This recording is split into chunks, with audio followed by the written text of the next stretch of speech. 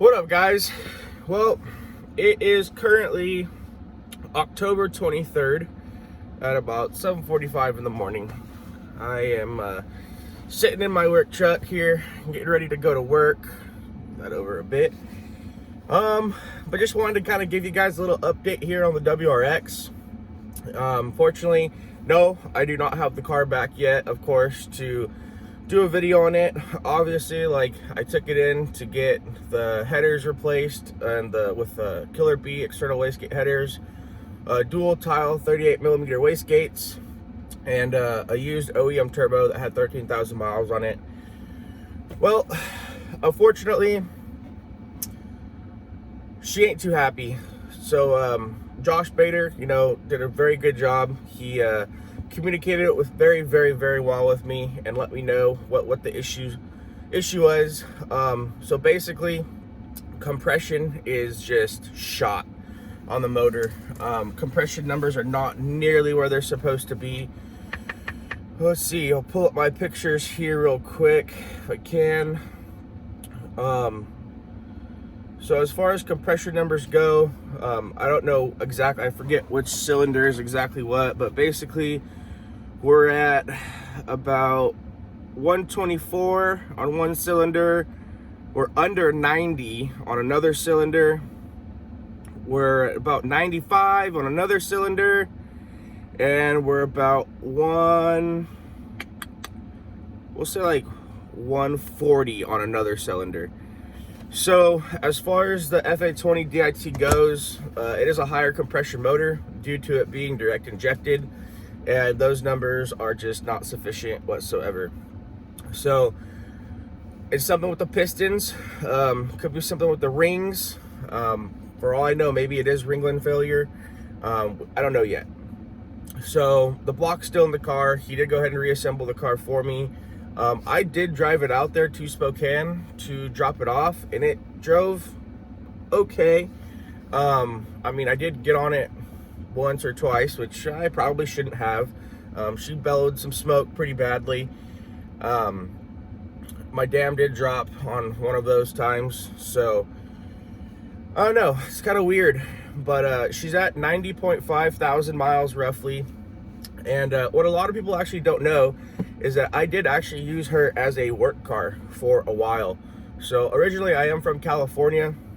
I purchased the car in Southern California, Los Angeles area. And that's kind of, where I lived at the time. From there, I actually moved up north to Sacramento for a bit, drove it around a lot for work. And then also, then after that, my girlfriend and I actually ended up moving to Albuquerque, New Mexico. And so from there, we drove it out to Albuquerque, New Mexico. It's been back to California multiple times and back to New Mexico.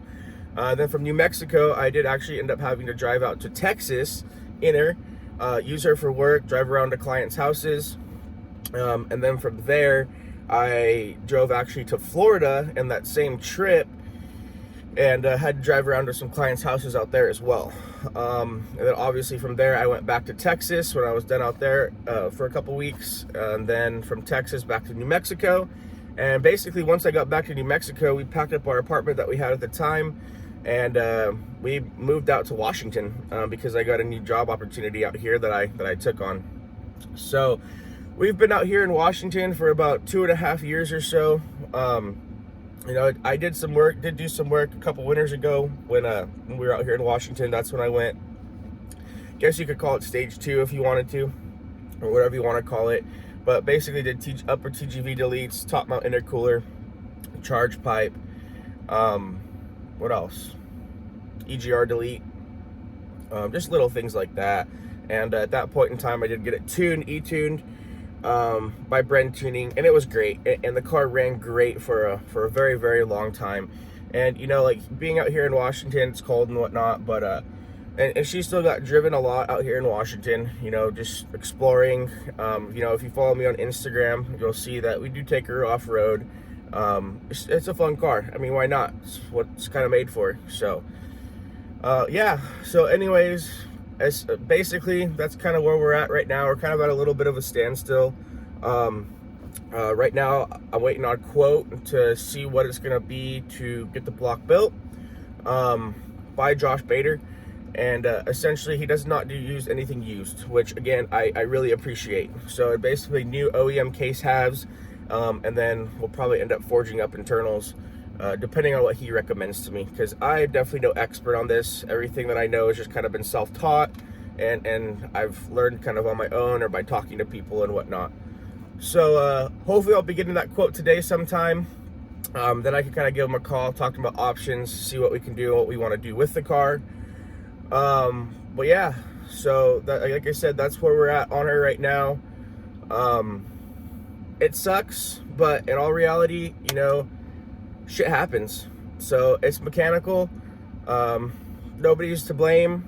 She's lived a good life. So may her OEM heart rest at peace. We'll get a new heart in her soon, and hopefully she'll be back up on the road. So in the meantime, out here in good old Central Washington, it's starting to get cold early, and believe it or not, we actually have snow in the forecast for today. We got like a 90% chance of snow already. I don't think it's gonna stick because it's supposed to be sunny and kind of warm up again, which is good. But yeah, so we'll just kind of have to wait and see, and go from there. So yeah, we'll go from there. If by any chance anybody may have a used FP Blue Turbo that's still in good condition, or a used front mount intercooler, preferably ETS or PRL, hit me up, let me know. Not necessarily that I'm gonna put those parts on the car, but if I could possibly source them used at a reasonable price in decent condition, might go that route too. So not looking for really high horsepower numbers on the car right now, just trying to get it back to where it needs to be and make it reliable. So, but just a thought. So anyways, I really appreciate you guys for, you know, following my videos and whatnot.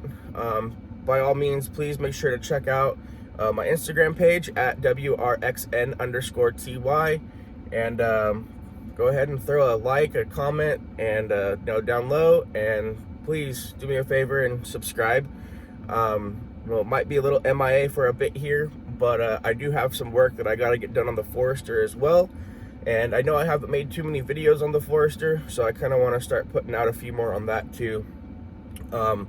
2004 Forester XT, she's currently got a 2.5 inch ADF lift on it, and yeah, I just gotta do some gaskets, change up pipe, tie rod ends, you know, eventually might end up doing some wheel bearings on it, stuff like that.